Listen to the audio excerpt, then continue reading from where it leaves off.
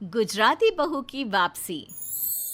ले लो, अरे ले लो गजरा लेंगा, ले लो डांडिया, ले लो। अरे बहू, ये क्या लगा रखा है? तेरा पैसे कमाने का दिमाग ये तो सोच ले कि जहाँ तू ये सब बेच रही है कोई नहीं लेने वाला। गुजराती बहू हंसा जवाब देती है। अरे क्यों नहीं लेगा? डांडिया का मौसम है तो क्या लेंगा नहीं लेगा है? अरे बेवकूफ औरत, ये चेन्नई है। यहाँ इन सबको ये समझ में नहीं आता है। अरे किसी साउथ इंडियन को लहंगा पहने देखा है क्या? वो भी इतना चमकीला, शीशा और रंगीन धागा वाला। ये देखो सासू माँ, यहाँ खड़ी होकर ना उल्टी पुल्टी बात मत करो। जिसको लेना है वो जरूर लेगा। हाँ। बहू सास की बात सुनकर हंसती है और घर चली जाती है। बेचारी बहू सारा दिन सारी शाम दुकान में बैठती, लेकिन बहुत ही कम दुकानदारी के बाद जब रात को घर आती है तो आ गई महारानी पैसे का ढेर लेकर। जाकर खाना बना। माँ वो थक गई होगी, खाना बाहर से मंगा ले क्या? हाँ, क्यों नहीं। सारा दिन घर की कोई जिम्मेदारी तो लेनी नहीं। अरे पैसे कमा कर लाती तो भी कोई बात है, लेकिन ना जी ना। क्यों? बाहर से क्यों मंगाए? यह कल मुही ही बनाएगी। बहू को गुस्सा आ जाता है। वो किचन में जाती है और माँ के दिए फाफड़ा के साथ अचार रखकर ले आती है। लो खाओ और ठूस ठूस कर खाओ। हाँ? ये क्या है? ये कैसे खाऊं? ये कैसे खाओ का क्या मतलब होता है? जैसे पूरा गुजरात खाता है वैसे खाओ। मेरी माँ ने तो बहुत सारे भेजे। हाँ। बेचारी सास क्या करती, जो था वही तो खाना था। वैसे भी बहू को ताने दे देकर उसके अंदर की सारी एनर्जी खत्म हो गई थी। सभी खा पी कर सो जाते हैं, लेकिन बहू तो कमरे के चक्कर काट काट कर घूमती रहती है। अरे क्या हो गया? किस बात का मंथन कर रही हो? ये समझ में नहीं आ रहा है कि यहाँ गुजराती कल्चर का सामान कैसे बेचूं। और ये किसी को समझ में ही नहीं आता कि डांडिया क्या है, लहंगे में शीशा क्यों लगा है, और फाफड़ा है तो रोटी इतनी कड़ी क्यों है। क्या करूं भाई साहब, समझ में नहीं आता। एक तो तुम गुजराती भी ना बड़े मेहनती होते हो और चाहते हो कि सारा माहौल उन लोगों के रंग में ही रंग जाए। ऐसा ही कहा हो। वैसे रंग में तो हम किसी को भी रंग सकते हैं। देखो तुम्हें नहीं बना लिया क्या अपना है? ए चलो ना डांडिया खेलते हैं। हाँ? अरे पागल हो क्या? रात के 1 बजे डांडिया? अरे चलो ना, बहुत मजा आएगा। खेलते हैं ना डांडिया बाहर आंगन में। चलो तो सही प्लीज मेरे खातिर। हाँ? पति को हंसा से इतना प्यार था कि वो उसकी बात को मना नहीं कर पाता। और फिर क्या था, आंगन में गाना बजता रहता है। ए हेलो रंगीलो मारो, पति नाचते हुए कहता है। अरे वाह हंसा, बड़ा मजा आ रहा है। दोनों पति पत्नी डांडिया करने लगते हैं। गाने की आवाज से आसपास के 2 परिवार बाहर निकल आते हैं। साउथ इंडियन पड़ोसी कहता है, ये क्या करता जी? ये डंडा क्यों मारता भाभी जी का, वो भी रात में? अरे लगता झगड़ा हो गया जी दोनों के बीच। अरे तो हंसता क्यों है जी, मार मार के एक दूसरे को डंडा? मेरे को लगता कि जिसका डंडा लग नहीं पाता होगा वो ना खुशी से हंसता होगा, ठीक है ना? मेरे को भी यही लगता, लेकिन गाना क्यों लगाए? मेरे को लगती लोगों की गालियां और लड़ाइयां ताने ना सुनाई देना इसलिए। हंसा देखती है कि कुछ लोग खड़े हैं। वो गाना बंद कर देती है और उन लोगों के पास जाती है।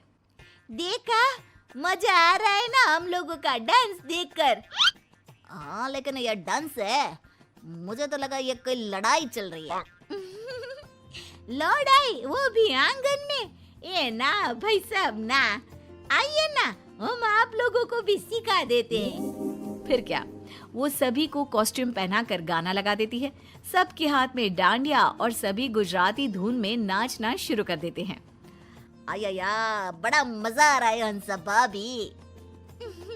हाँ मैंने भी फाल्गुनी पाठक देखा था डांस। अंसा, मुझे तो रखने का मन ही नहीं कर रहा। बस फिर क्या था, 2-4 लोग ही सही, लेकिन सभी को हंसा का डांस करना अच्छा लगता है। अगली सुबह, ये क्या, घर के बाहर बोर्ड क्यों लगा दिया? डांडिया क्लास। अरे ये सब नहीं चलेगा मेरे घर में, साफ साफ बोल रही हूँ। अच्छा, क्या नहीं चलेगा?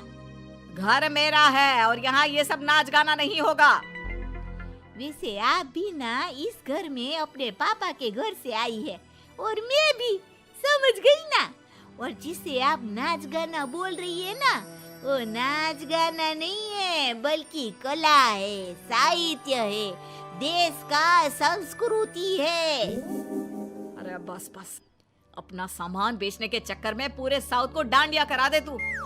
ये तो इसमें गलत क्या है? हाँ, जब मैं यहाँ के कल्चर को एंजॉय करती हूँ तो मेरे कल्चर को भी ये लोग समझे, और ये तेरा मेरा क्या है? हम है तो सब भारतीय ना। अब चलिए बाहर जाकर खड़ी हो जाइए, कस्टमर आते ही होंगे। हो बस फिर क्या था, एक एक करके लोगों का घर में आना शुरू होता है। हंसा पहले डांस सिखाती, फिर लहंगा और सारा सामान पैक करके थमा देती। अरे वाह बहू, बड़े नोट छाप रही है, क्या बात है। ले, अब वाह वाह कर रही है? नहीं तो सारे दिन दाने दे दे कर मेरे तो कान खा जाती थी। अरे ला बहू ला, यह गड्डी ना पैसों की मुझे दे दे। वो क्या है ना, मेरी तिजोरी काफी दिनों से खाली है। ये रहने दो, हाँ, मेरी मेहनत की कमाई है। आपका बस चलता तो कब का बंद करा देती। नहीं जी नहीं, मैं कुछ नहीं देने वाली आपको। हाँ। सास को बहू पर गुस्सा आ जाता है। अच्छा, तो ये चला कि मेरे घर को धर्मशाला बना दिया और पैसे के नाम पर ठेंगा। रुक, बताती हूँ तुझे। एक रोज सास चुपके से सारे लहंगे काट देती है और डांडिया में कील लगा देती है, फाफड़े में चींटी डाल देती है और खुश हो जाती है। अब पता चलेगा चालाकी देवी से पंगा लेने का क्या हर्ष होता है।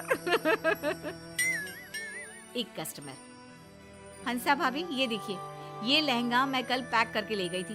अरे लहंगा फटा था, सबके सामने मेरी बेइज्जती हो गई।